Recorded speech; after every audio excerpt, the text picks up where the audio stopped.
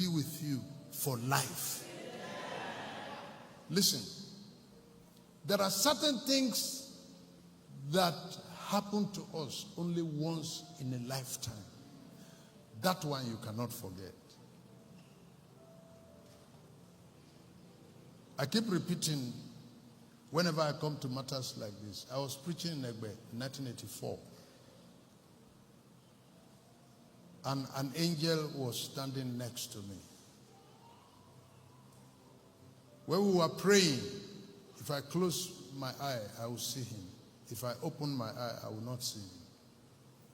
And his body heat was affecting me, and I was moving for him.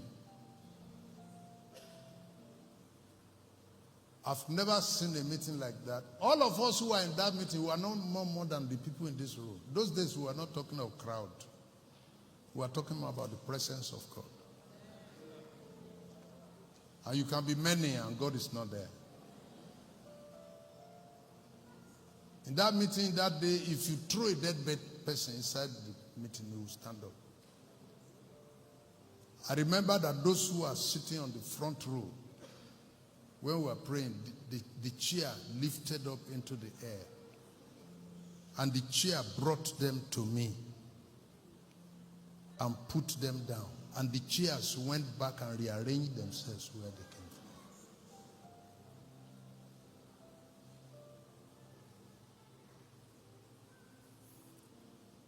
If I open my eye, I will not see him. If I close my eye, I see him.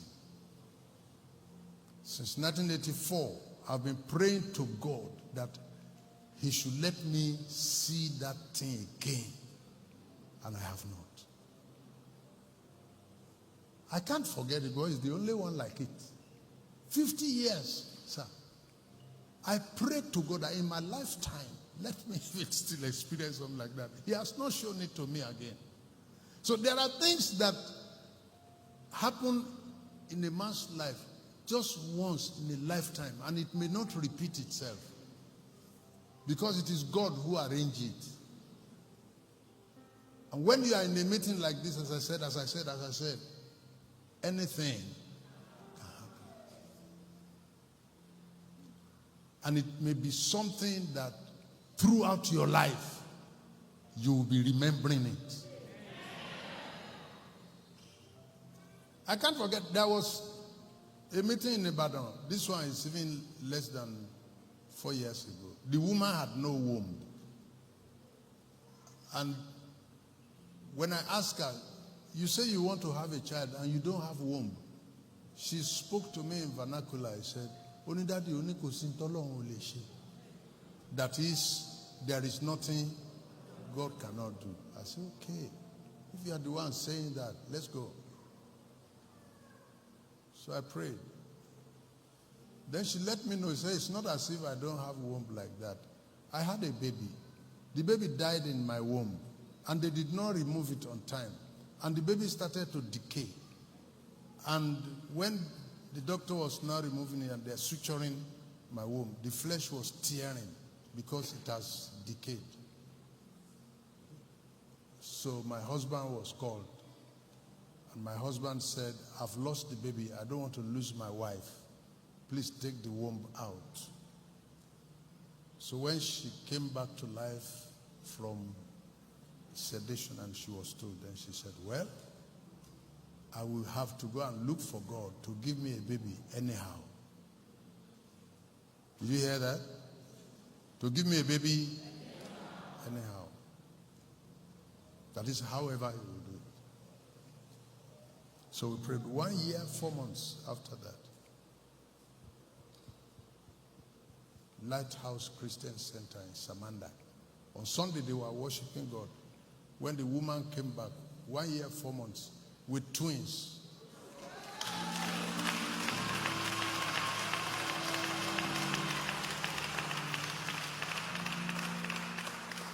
I'm calling the name so you can go and find out. Lighthouse Christian Center, Samanda in Ibadan. A boy and a girl. It becomes even more interesting when it is the same doctor that removed the womb that also took delivery of the two babies.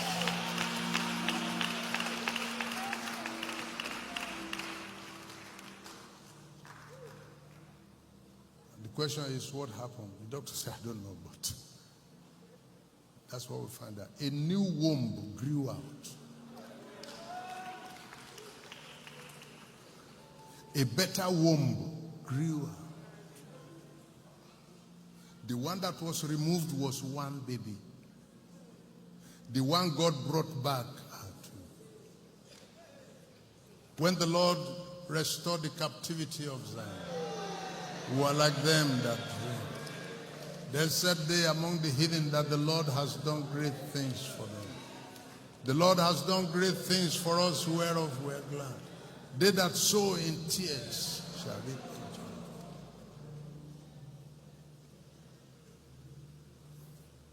Lighthouse Amanda cannot forget that because it has never happened. And after that, it does not happen again. So they can't forget. Landmark miracles are miracles you can't forget. How will you forget? Because it is not done. It doesn't happen. But it will happen to you. And that's what this meeting is all about.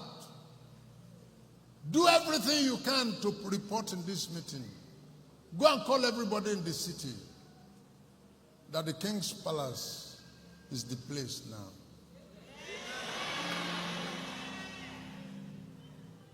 I have also prayed. As landmark miracles happen to individuals, it happened to families, it also happened to ministries. Landmark miracles that you never forget it, that the Lord passed here. When this place turned to a solution center, that no matter what happened to you, just go there. How many of you believe this? Raise your hand.